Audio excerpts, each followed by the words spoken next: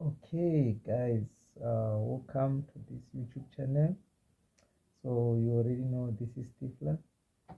So now we're dealing with trigonometry. Like as I promised, we are focusing on the what? On the checkpoints.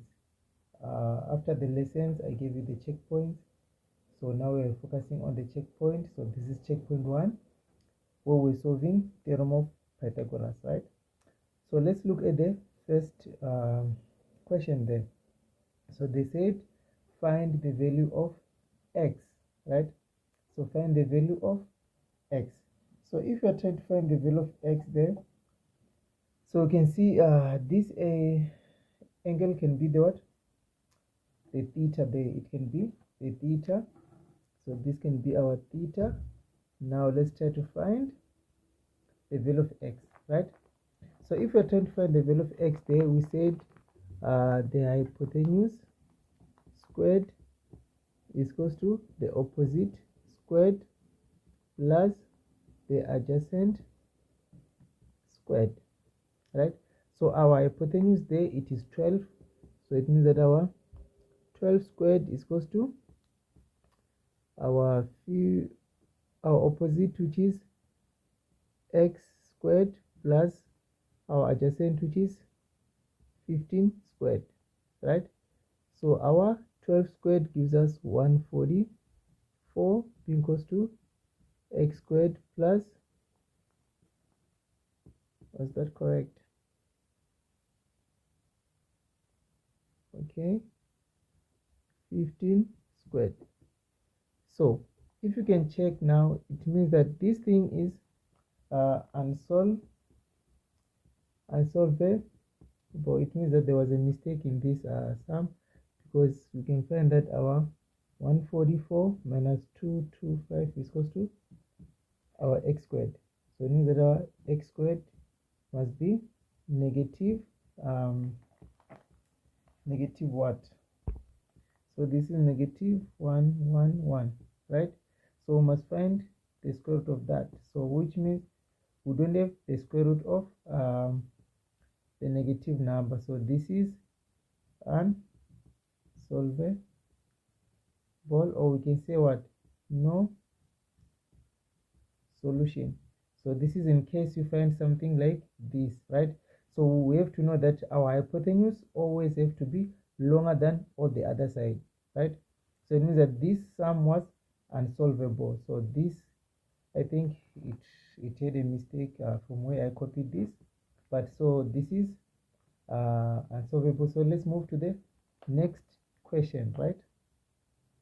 So the second question was saying find the value of x as well, and we're having our hypotenuse there as 10. We said the hypotenuse is always opposite to the right angle, right? So it means that our hypotenuse squared is equals to our opposite squared plus our adjacent squared, right?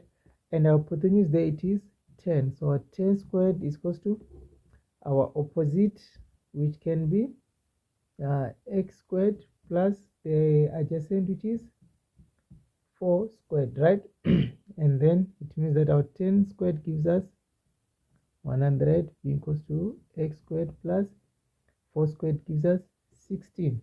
Can you see that?